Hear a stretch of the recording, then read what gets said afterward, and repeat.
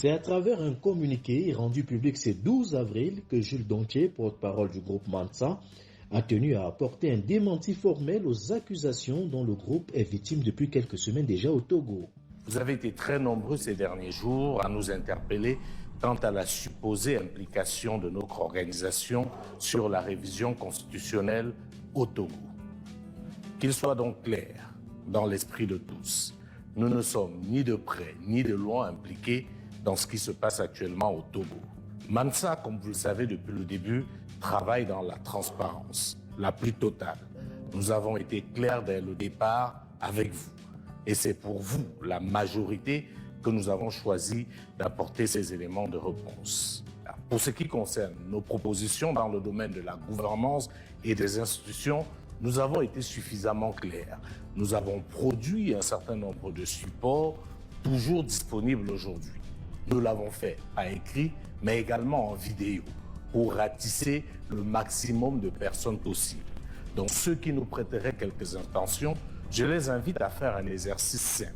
Aller sur les différentes plateformes de Mansa, aller vérifier ce que Mansa fait ou ce que Mansa a proposé concernant la gouvernance et les institutions et faites vous-même la comparaison avec ce qui se fait actuellement au Togo. Le groupe Mansa est en effet accusé d'être à l'origine du projet de modification de la loi fondamentale togolaise. Des accusations que balaie du revers de la main Jules Dontier tout en répondant aux détracteurs du projet Mansa.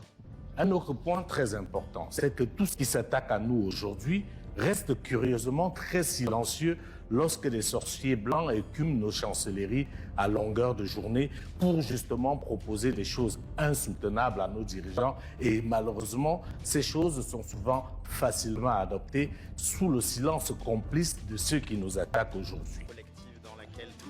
Le projet en question est censé contribuer à la renaissance de l'Afrique, reposant sur un régime parlementaire calqué sur le modèle de gouvernance traditionnel africain. L'Afrique n'a pas commencé à exister avec la colonisation. L'Afrique a une histoire pleine et riche, avec des grands empires, avec des grands royaumes qui avaient des modèles de développement assez élaborés, qui avaient des systèmes politiques suffisamment efficaces. On peut aller puiser dans ces modèles-là pour s'inspirer, tout comme on peut aller regarder ailleurs ce qui marche. La Chine, c'est une démocratie à la chinoise, contextualisée par rapport à leur histoire, par rapport à leurs valeurs, par rapport à leur culture. Lorsqu'on nous parle d'archaïsme, quand on parle justement de remettre les légitimités traditionnelles au centre du jeu, mais je vous avoue que je suis étonnée. Pourquoi, comme d'habitude, ce sont les initiatives africaines que l'on tente de brider? Les monarchies qui sont justement au-dessus de la mêlée, mais qui règnent et qui veillent au respect des valeurs, au respect de la culture, de l'histoire de plusieurs pays européens. Pourquoi on n'y trouve rien à redire? Vous avez la monarchie espagnole, la monarchie anglaise qui est là. Pourquoi on n'y retrouve rien à redire?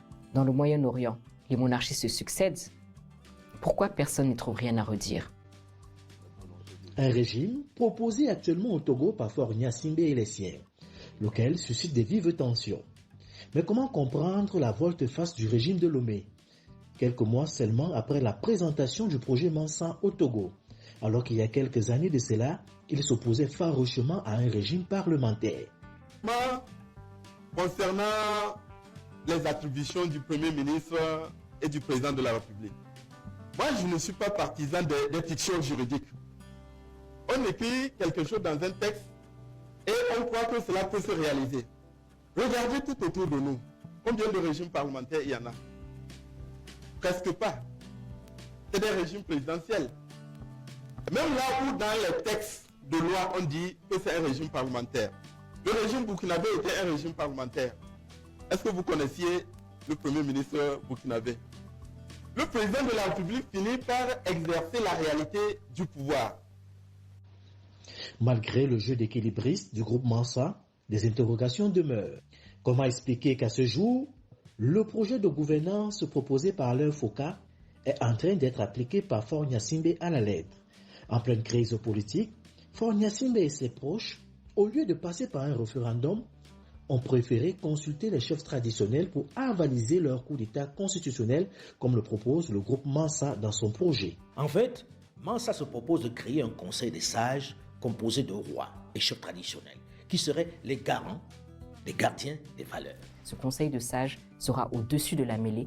Il va faire en sorte que désormais, tout ce qui se passera dans la nation, tout ce qui se décidera, sera en conformité avec ce que nous, citoyens, aurons décidé. Ce ne seront plus des injonctions qui viendront de l'extérieur, mais ça devra être conforme avec notre volonté commune, notre vision commune de ce que nous voulons faire de nos États. Et ce conseil des légitimités serait une institution purement africaine qui nous ressemble, avec des règles qui nous ressemblent, et ils auraient leur mot à dire sur la conduite de la nation, leur mot à dire sur la désignation des dirigeants, leur mot à dire si ce dirigeant ne fait pas correctement son travail, c'est-à-dire n'applique pas cette vision partagée, ils auront leur mot à dire en termes de mécanismes de destitution.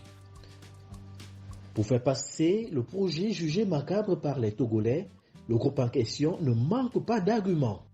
Une véritable escroquerie. Il faut à un moment donné arrêter avec ça. Ce n'est pas parce que vous allez faire semblant de changer des dirigeants chaque 5 ou chaque 7 ans que vous allez transformer vos pays. Le fétichisme de la limitation de 2 mandats qui anime tous les jours les débats politiques doit être interrogé. La jeunesse doit arrêter d'être des éponges absorbent tout, comme nous l'avons été, pour s'inventer son modèle. Les règles qui s'appliquent ailleurs ne sont pas forcément compatibles dans un environnement qui n'est pas adapté. Elles doivent tenir compte des us et coutumes, des spécificités propres à nos sociétés.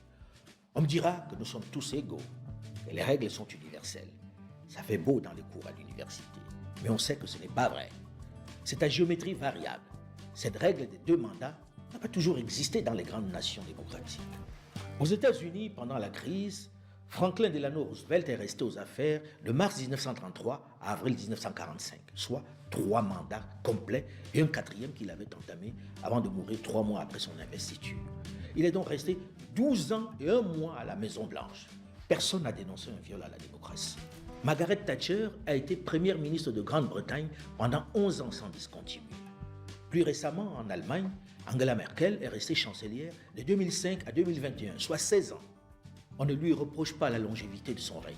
Angela Merkel a fait 4 mandats en Allemagne parce que les Allemands pensaient que c'était la meilleure personne pour porter leur projet. Et quand le temps est arrivé de se séparer d'elle, ça n'a fait aucun doute dans l'esprit des Allemands. Elle-même, elle a dû tirer les conséquences. Donc on ne peut plus aujourd'hui nous présenter ces gadgets-là comme étant des solutions toutes faites. Et il faudrait qu'on ait le courage, et je dirais même l'audace, de remettre en cause toutes ces certitudes qu'on a voulu nous imposer. En Israël, Benjamin Netanyahou est resté plus de 15 ans comme Premier ministre.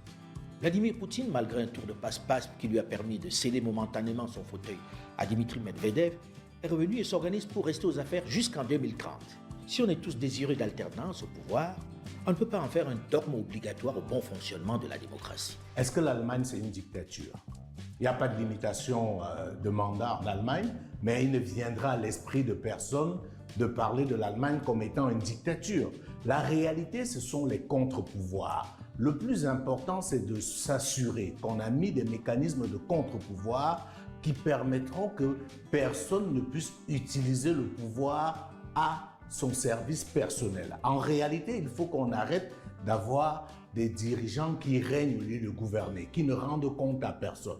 Si vous avez des contre-pouvoirs suffisamment forts, la question de la limitation de mandat devient un détail et un détail insignifiant. Le projet en question, s'il était mal compris par Faure Gnassingbé, la réponse est non pour les détracteurs du régime de Lomé. Car certains expliquent que ce projet a été taillé sur mesure pour Faure Gnassingbé, lequel permettra à ces derniers de rester au pouvoir à vie. Même si le groupe Mansa nie toute implication dans la modification de la constitution en cours au Togo, pour beaucoup de Togolais, des interrogations sont légion.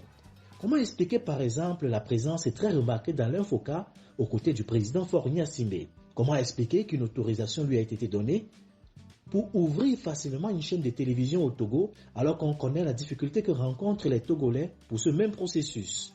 Ou encore, comment expliquer qu'un journaliste étranger puisse jouir des privilèges d'un ministre, gros cylindré, avec garde du corps?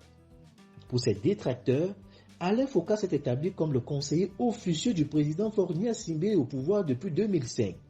Sa position de conseiller ultra influent doté d'une expertise affirmée en communication publique lui permet d'exercer une influence considérable sur les décisions présidentielles, le plaçant ainsi en tant qu'éminence grise de Lomé.